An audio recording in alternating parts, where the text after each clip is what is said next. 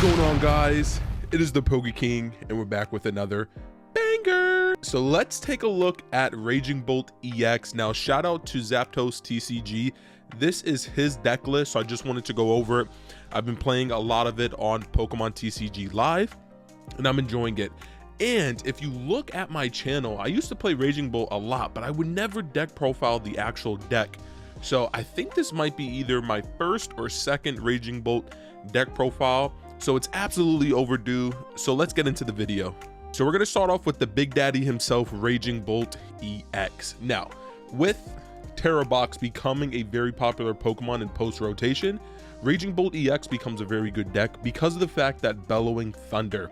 So the goal is to get as many energies on your Pokemon as you can per turn, and then to use Bellowing Thunder to discard, and for each energy you discard, it does 70 damage. So with most of the Terabox Pokemons being 210, 220, Raging Bolt EX can take some pretty cool knockouts. So you play 3 because you want to see them, but sometimes you want to see this next Pokemon. Now, just like Terabox, you have to play your Teal Masked Ogerpon EX. Teal Dance, allowing you to attach a grass energy to the Pokemon and then draw a card, allows you to turbo through the deck, but also meet the requirements for Bellowing Thunder. So Teal Masked Ogerpon is really good. It's pretty much one of the best draw supporter Pokemon in the game right now. Now, for attackers, I absolutely agreed with what Zapdos TCG was trying to do. He's playing the Ancient box, the Ancient Raging Bolt, and the Ancient Koraidon. I think these are needed, especially for walls being a deck, but also Raging Bolt, this card can get around some cool little Pokemon, can KO Mimikyus on the bench, so I really do like it. And then Koraidon is just a great attacker. You run up against anyone still trying to play like Miraidon or anything like that, or this can take cool knockouts on Fezandipiti, Petrons, because they're weak to fighting. So I do like this Koraidon here, and this actually becomes pretty useful when you're playing against Terabox.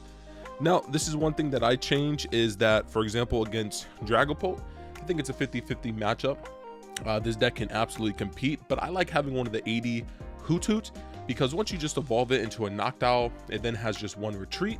So I want as much damage counters, because I want to be able to go Hoothoot 70 HP, Hoothoot 80 HP, and then if I evolve this Hoothoot the first turn, then I don't have to worry about Dragapult knocking out the Noctowl and then putting, for example, like a Hawlucha 10 damage. So the extra 10 damage from the 80 HP comes into play. So I'm playing this kind of build just to see how it works out. Now, of course, if you're playing the Hoothoot, you got to play the 3 Noctowl. Because we use Teal Masked Ogerpon, we can meet the requirements for Noctowl. And being able to search out Sadas, where this used to be the biggest issues in the deck, it's just really nice. You know, instead of having to use Poke Gears and stuff like that, it's nice to be able to use Sada, the Noctowls, to get the Sada when you need it. Now, of course, without Hoothoot and Heavy Ball being the format this deck used to play it, we're going to have 2 Fan Rotoms, because we absolutely need to get to at least 1 Fan Rotom in the deck. One thing you won't see, I believe, is a Ditto. There's no Ditto in the deck, so you could make room for a Ditto, being able to grab any of basic Pokemon you want from the deck and then replacing the Ditto. But 2 Fan Rotom, it's also a really good attacker, so we want to take advantage of that. For support EX, we have the Latias EX, once again allowing free retreat for the big boy Raging Bolts. And then we have the best draw supporter, the best supporter Pokemon, Fezandipiti EX. Next up, we play 1 Squawkabilly EX. Once again, this is such a great early game card. Of course, that's what it's used for. Being able then to discard your hand to refresh it, especially when you don't have anything going for it.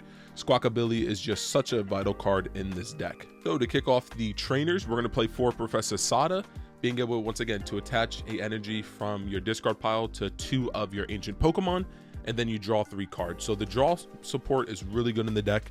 That's why I think Raging Bolt's going to be super popular at Atlanta. We're playing 1 Judge, being able to go Judge and to disrupt a lot of these combo based decks. Dragapult, Charizard, anything playing Pidgeot, even with control, is really, really nice.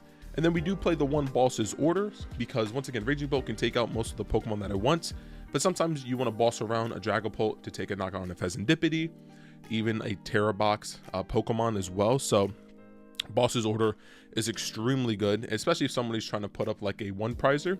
And then Crispin allows you, once again, late in the game, beginning of the game, if you don't have the Sada, you can use Crispin to be able to attack with Raging Bolt. We then play 4 Nest Ball. Pretty much all the Pokemon besides Noctowl are all basic Pokemon. We play 3 Ultra Ball, being able to discard energies to meet the requirements for Professor Sada, super important. So you're going to play 3 Ultra Balls there. And then one of the best cards in the deck, you absolutely want to see Earthen Vessel. The quicker you can get energies into the discard, the better that you will do. So Earthen Vessel allowing you to get out those energies and then just to be drawing into a lot more of your supporter Pokemon or into your actual supporters. 2 Night Stretchers, getting back things like Fezandipiti, other Noctowls. Night Stretcher is really important. Even for the energy, this can come into play late game. For our 2 different type of retrievals for energy, we have Energy Retrieval and Superior Energy Retrieval. Now, of course, when you're going for a bigger knockout, maybe you want to use the Energy Retrieval. But Energy Retrieval is just also really good as well, especially when you get Iono'd. This card with, for example, like the Teal Mass Ogerpons can allow you to get out of the, being Iono to a low hand. We'll use Pal Pad to shuffle back things like, Iono, Boss, the Crispin, but also shuffling back the Sadas are really good. We play 1 Prime Catcher, so the goal is that, Raging Bolt will knock out its first 2 prizer. You'll boss around using the Noctowls to get the boss, and then Prime Catcher to finish it up for the last one. We use Bravery Charm to throw off damages, especially with like Dragapult and other Pokemon that are trying to knock out with the Bravery Charm, even against the mirror match, really good. Now, of course, Jamming Tower allows you to turn off the Bravery Charm of the other Raging Bolt decks, but this just plays a really nice factor when it comes into, for example, like Stall for Alligator. So Jamming Tower, really nice. And then we play 2 Area 0 Underdepths because we do have, once again, the Teal Mass Ogerpon. We can then get, fill up our bench, and then once we put the Jamming Tower, or they get rid of this, then we can then get rid of things like Noctowl, certain Pokemon that are just sitting on the bench. Now, for energies, we'll round it up with 6 Grass energies. We have 3 Lightning, and then 3 Fighting. All right, guys, so that was Zapdos TCG's Raging Bolt EX deck profile for post rotation. Please make sure to like, comment, subscribe, become part of the Poke Kingdom. It's been your king. Peace.